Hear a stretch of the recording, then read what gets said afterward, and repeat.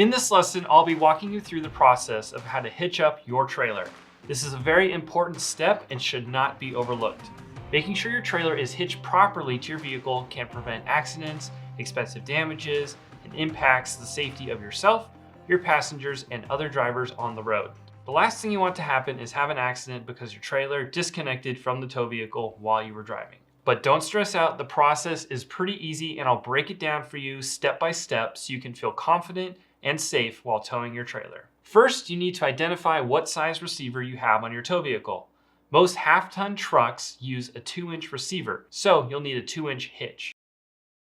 Then you'll need to identify which size ball your trailer coupler needs. The coupler on the tongue of your trailer should say which size ball it requires. In this example, the trailer has a 2-inch coupler and requires a 2-inch ball. So I need a hitch with a 2-inch ball. And I'll mention that if your hitch has a different size ball, say 2 5/8 inch ball, you can buy individual balls and swap them out on your hitches. I personally don't like the hassle of changing balls when I'm towing different types of trailers, so I just buy multiple hitches with different size balls so I can swap easily. Now that you have confirmed that you have the correct size hitch and ball for your trailer, install the hitch into your tow vehicle receiver.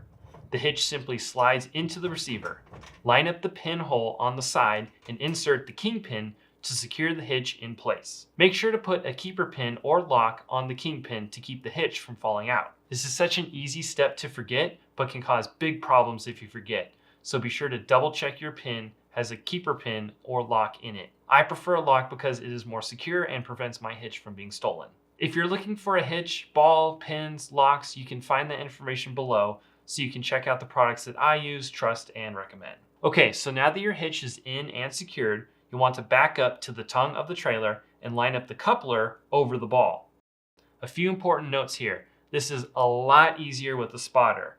They can be your eyes, line you up closer, and prevent you from hitting anything. The second note is to make sure the tongue of the trailer is jacked up higher than your hitch, so the ball will go under the coupler. I love using my backup camera for this, even if I have a spotter. It just helps me get close, and my spotter can give me more precise directions once I get even closer to making the connection. Another tip, if you're by yourself, is to get as close as you can without hitting, stop, put the vehicle in park, apply the parking brake, get out, and look. I like to look at the distance I need to back up. For example, let's say a foot. Then I get back in the vehicle with the door open, I watch the ground and move back 1 foot. Sometimes that's easier to gauge distance than looking in the backup camera or feeling it. But be careful doing this and do it at your own risk. You definitely don't want to crash into anything. But overall, I do recommend using a spotter when possible. Once your hitch and coupler are lined up, put the vehicle in park and apply the parking brake before getting out of the vehicle.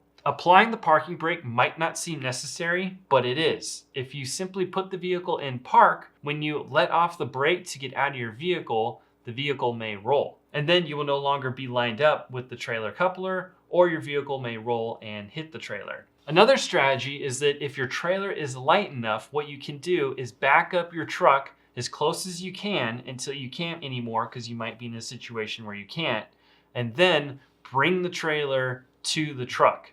Just grab the trailer and roll it forward, line up the coupler with the hitch, and make the final connection. Once you have backed up to your trailer and lined up the hitch and the coupler, make sure the coupler latch is open. There are many different types of latches, so you'll have to look at yours and see how to open it. In most cases, there is a slide latch on the top of the coupler. Just slide it backwards to open it. You can always check by looking at the underside of the coupler and making sure that the tab is open and able to receive the ball hitch. Now that the coupler is open, you can lower the tongue down onto the ball. I lower the tongue down until the trailer is putting weight onto the vehicle and you can see it begin to compress the vehicle's suspension. At this point, I will stop lowering the tongue even though the jack is still touching the ground and latch the coupler. You should feel and hear the coupler when it latches close. If not, there's something wrong. There's something not lined up and you'll have to realign. Or possibly something is jammed. Either way, you'll have to inspect the hitch and coupler to see what the issue is. But once the coupler is latched, I like to put a keeper pin through the latch just for safety. That'll keep it from coming off when you're driving. So once the coupler is latched, you can go ahead and lower the trailer all the way by raising the jack. The reason for not raising the jack all the way and then latching is because oftentimes it can be difficult to latch the coupler with all the weight on it. It can jam the mechanism. Plus, you want to make sure you're latched before doing all the effort of cranking the jack. So, now that your trailer is connected, latched, and your jack is raised, there are a few more things you need to connect. Your electrical to power your lights, turn signals, and brakes. Your safety chains. These keep the trailer attached to the vehicle in case the coupler or hitch fails. These chains clip onto the loops on the receiver of the vehicle. Typically, there are 2 chains and 2 receiver loops. I like to hook 1 chain to each loop. Just in case one fails, you can still rely on the other. And you don't want your chains to drag while you're driving. So if your chains are too long and do drag, you can do a few things. First, you can either get shorter chains, or you can simply put a few twists in the chains, which will shorten them. Some people say to cross the safety chains so that if your trailer ever does become disconnected, the cross chains will help lift the tongue of the trailer and prevent it from dragging on the ground. But either way is fine as long as the chains are connected. Lastly, connect your emergency brake line. This line triggers the trailer brakes to engage in the event the trailer gets disconnected, which is a huge safety feature.